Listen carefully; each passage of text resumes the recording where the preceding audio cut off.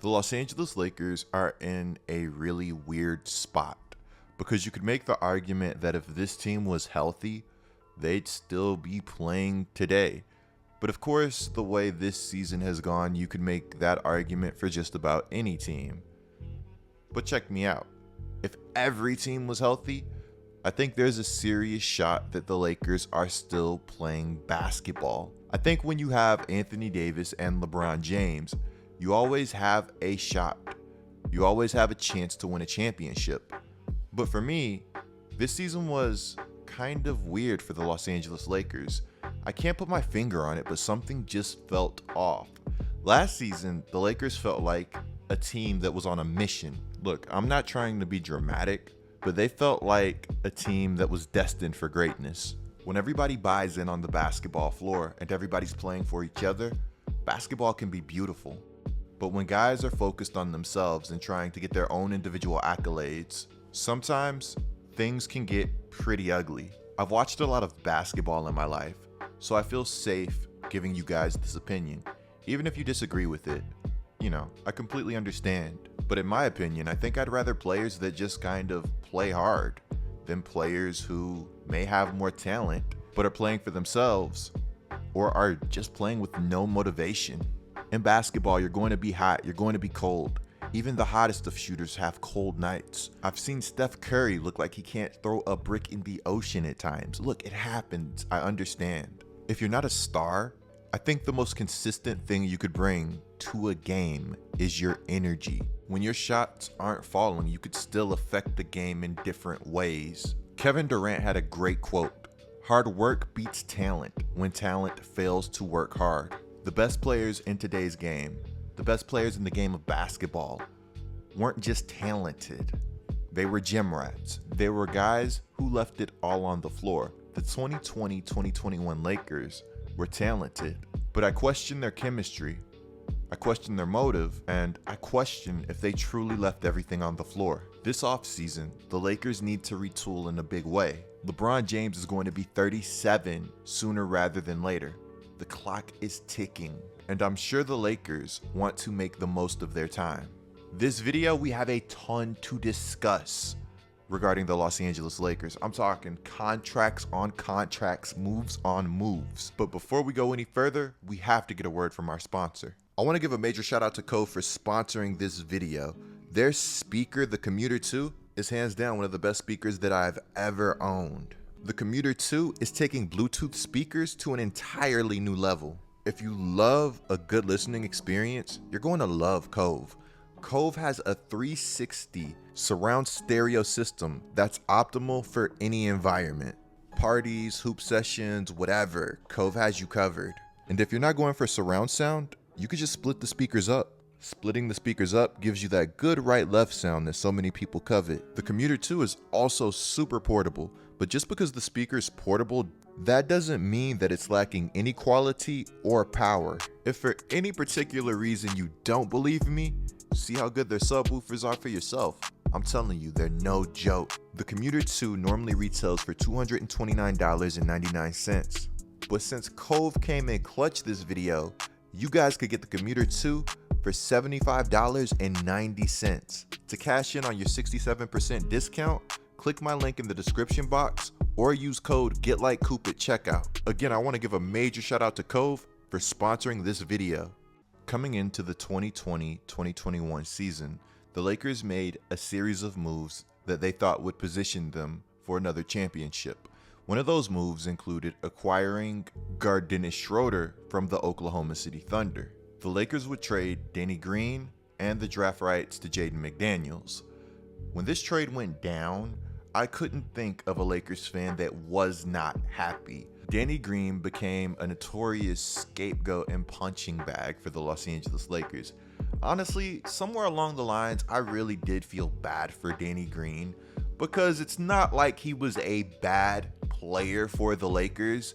He was just more inconsistent shooting the ball than I'm sure a lot of Lakers fans would have liked. But let's be real, defensively, Danny Green was pretty consistent. And honestly, I like him better than Wesley Matthews. I'm sure when Danny Green started getting all the heat, KCP kind of just did this forehead wipe. Let Lakers fans tell it, they tore KCP down in an effort to build him back up.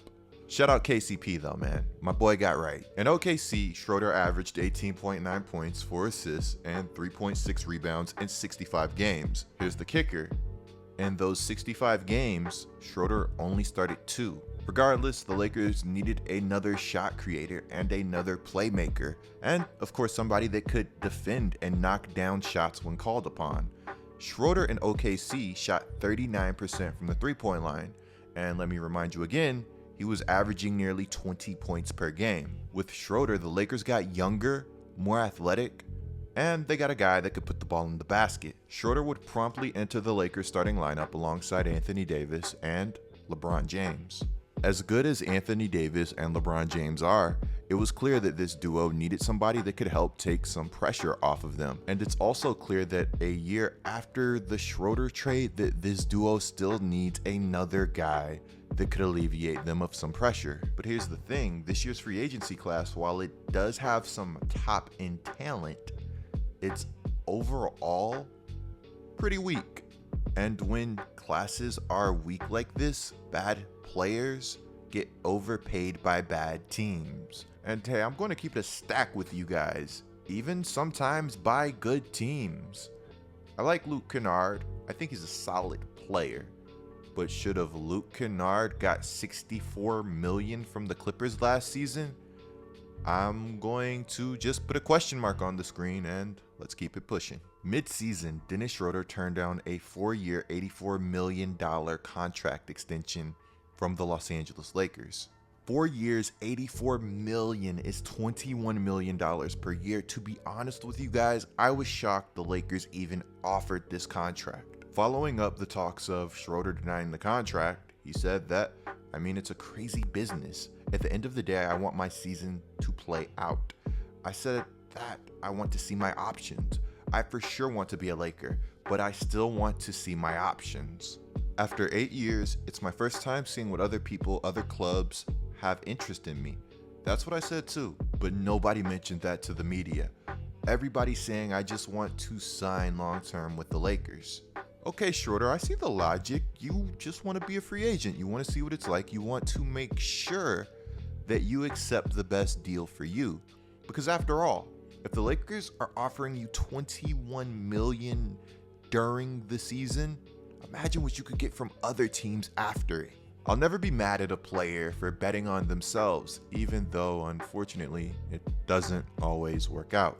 But hey, the game is the game, and you play the game to win. Sorry, Nerlens Noel. Now here's where things start to get a little fun. An Eastern Conference executive said that they'd give Talon Horton-Tucker a max contract in free agency. I know BS when I see it, and that's all I'm going to say. But regardless, the executive reportedly said, I'd max him out. Talon Horton-Tucker is only 20 years old. He's been in the league 2 years. He has a ton of potential, and he was drafted in the 2nd round. Great pick, by the way.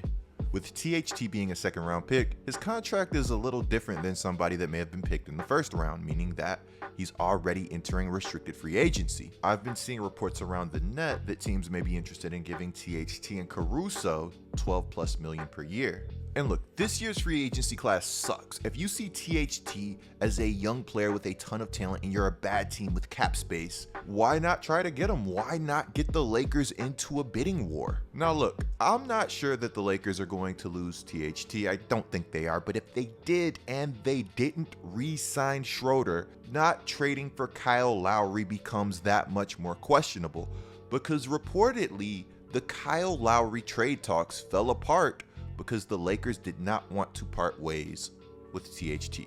The good news is that Kyle is a free agent right now. The bad news is that Kyle will likely want a mega bag, unless he prioritizes winning. Look, I'm not saying there's a realistic shot the Lakers get Kyle, but I'm saying what the Lakers lack, he brings to the table.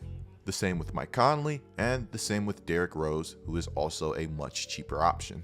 While I think Dennis Schroder is a good player, when I tell you guys what he wants, I think that your jaw is going to drop. Dennis Schroder is a good player, but is he a leader? I'm not really sure. Does a leader remove the Lakers from their IG bio before an elimination game? I can't say that they do that. Going into game 6, you could say that Schroder's heart was already somewhere else. Now, if you're LeBron James, Anthony Davis, or the Los Angeles Lakers, you kinda don't want cryptic things like that happening right before an elimination game. Now, since removing the Lakers from his bio, Schroder has expressed his sentiment about running things back. He seems genuine in his talk, and hey, who knows, maybe he really does want to run things back. But again, here's the kicker. According to Armin Andres, vice president of German Basketball Federation, the point guard is expecting to get a deal in the range of $100 to $120 million. You heard me right, $100 to $120 million. Andres mentioned the fact as it is the reason why Schroder is not representing Germany this summer, as the burden of ensuring his future contract of that value is too big right now. I'm not mad at Schroder wanting 100 to 120 million because maybe there's a team that will give it to him. Let me know your thoughts about that down in the comments below. But sheesh, that's a lot of money. I saw somebody say that Reggie Jackson is having the playoffs that Dennis Schroder expected to have. Right now, who would you rather have, Reggie Jackson or Dennis Schroder? Let me know in the comments down below. If Schroder had his OKC numbers, he'd have a much better shot at getting the money he wants. Now remember, I told you guys, bad teams overpay bad players. The Lakers have Anthony Davis and Bron. They know how fragile this situation is. I think the Lakers already know their targets for free agency, or they know their targets for just the Lakers roster in general, and if they miss on those targets, I expect them to be active in the trade market. With free agency shaping up the way that it is, I actually expect a pretty big trade market. Let me know your thoughts on everything, guys. Is Dennis Schroder done with the Los Angeles Lakers? Does Dennis Schroder deserve $100 million? Who should the Los Angeles Lakers target? Who fits best next to LeBron James and Anthony Davis? Is there any chance that Andre Drummond returns? And just let me know who you want your team to get in free agency. Clicking the video on the screen right now is a great way to support my channel. I'm Gil Coop, bringing you guys the scoop until our next upload.